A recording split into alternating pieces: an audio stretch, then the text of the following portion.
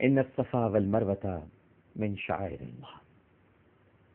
ایک مرتبہ پھر آپ کو ARY ڈیجیٹل نیٹ ورک پر حج کی خصوصی ٹرانسمیشن ضیوف الرحمان خوش آمدید کہتے ہیں۔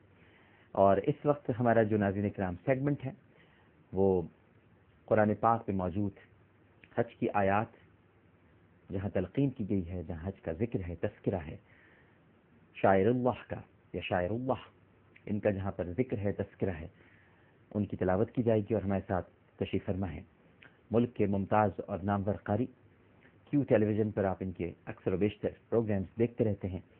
ہمارے ساتھ بھی رمضان المبارک میں کئی مرتبہ آپ نے مغرب کی اذان ماشاء اللہ دی، اور ہم نے آپ کی اذان سن کر ہی پھر سب نے وہاں پر روزہ افطار کیا۔ تشریف فرما ہے قاری محمد حسین آرائی صاحب، السلام علیکم۔ مزاج گرامی بخیر، اللہ کا شکر ہے۔ طبیعت تھوڑی سی ناساز ہے آپ کی؟ جی ہاں، بس کچھ وائرل انفیکشن چل رہا ہے، لیکن ظاہر ہے کہ جس ہمت کو جٹا کر آپ یہاں آج تشریف لائے ہیں اور ناظرین کرام سننا چاہتے ہیں، اصل میں ہماری یہ ٹرانسمیشن کا مقصد قاری صاحب یہ ہے کہ جتنی زیادہ ہم انفارمیشن دے سکتے ہیں اپنے ناظرین کو، اور خاص طور پر ہمارے وہ ناظرین جو اب تک حج کی سعادت سے محروم ہیں، تو وہ یہ پوری ٹرانسمیشن دیکھ کر اگلے برس کے لیے تیاری کر سکتے ہیں، اور ایک ان کی سمجھ لیجیے ایک پریکٹس ہو جائے گی کہ قرآن کی تلاوت بھی سن رہے ہیں، اس کے ساتھ ساتھ ہم جو مقامات دکھا رہے ہیں اور جو تفصیلات فراہم کر رہے ہیں، ہماری مسلسل ٹرانسمیشن کے دوران تفصیلات چل رہی ہیں کہ حج کب سے فرض ہوا، حج کے کیا کیا ارکان ہیں، مناسک کیا ہیں، فرائض کیا ہیں، یہ ساری چیزیں۔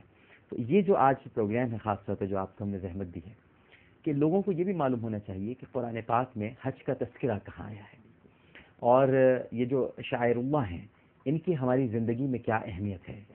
تو یہ ساری باتیں ظاہر ہے کہ قرآن میں موجود ہیں اور ہم آپ کے ذریعے سے لوگوں تک پہنچائیں گے۔ بسم اللہ۔ بس آپ سے پہلے تو میں مبارکباد پیش کروں گا آپ کو بھی کہ اس اللہ پاک کے نے اس مبارک موقع پر ہمیں یہ توفیق دی ہے کہ ہم یہ حج کے حوالے سے یہ ٹرانسمیشن کر رہے ہیں اور یہ معلومات لوگوں تک پہنچا رہے ہیں، اور جو لوگ اس پروگرام کے ذریعے سے سیکھیں گے انشاءاللہ اس کا اجر و ثواب بھی ہمیں عطا فرمایا جائے گا۔ اور اصل مقصد یہی ہے کہ مومن مسلمان اس کا ایمان ہے کہ قرآن سچ ہے، بے شک حق ہے، بے شک، اور اسی قرآن کے ذریعے اللہ تبارک و تعالی نے اس دین اسلام کو آقا علیہ الصلوۃ والسلام کے ذریعے ہم تک پہنچایا ہے، بے شک، اور اسی میں اللہ تبارک و تعالی نے جو فرائض ہم پر واجب اور فرض کیے ہیں ان کا ذکر اس قرآن پاک میں فرمایا ہے۔ اس میں سے ایک فریضہ حج بھی ہے، جس میں اللہ تبارک و تعالی نے کس طرح سے فرض فرمایا، اس کے کیا کیا ارکان ہیں، وہ سب بیان فرمائے ہیں۔ اور اسی مناسبت سے ماشاءاللہ آپ آج جو ہے تکلم بھی فرما رہے ہیں، ماشاءاللہ کلام بھی فرما رہے ہیں۔ تو اللہ تبارک و تعالیٰ کا ایک خاص کرم ہے ہم پر کہ اس رب کریم نے اتنی بڑی سعادت ہم مسلمانوں کو عطا فرمائی کہ جو اس گھر سے ہو کے آتا ہے وہ گویا اس طرح سے ہو جاتا ہے کہ جیسے وہ آج ہی پیدا ہوا۔ سبحان اللہ، سبحان اللہ۔ تو انشاءاللہ شروع کرتے ہیں۔ بسم اللہ۔ اعوذ باللہ من الشیطان الرجیم،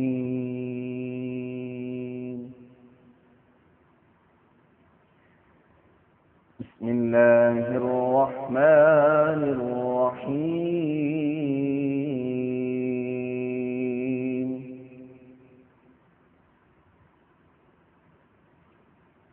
ان الصفا والمروة من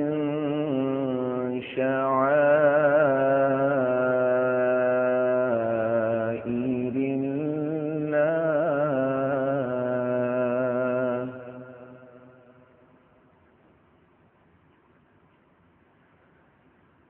إن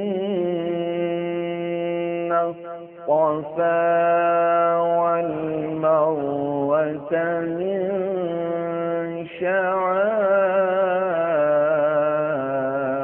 شعائر الله،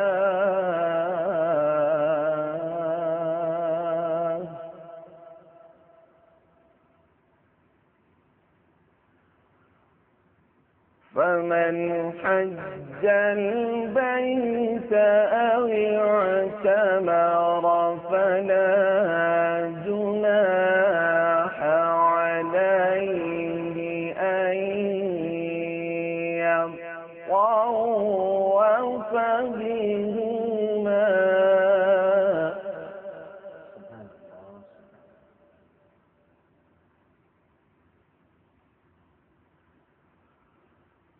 فمن حج البيت أو اعتمر فلا جناح عليه أن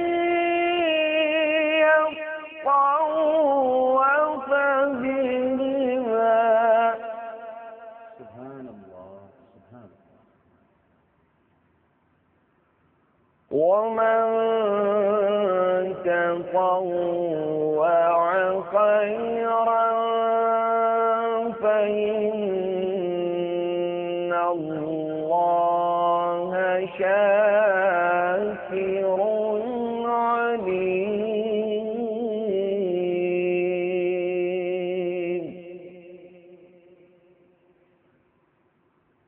سبحان اللہ ماشاء اللہ.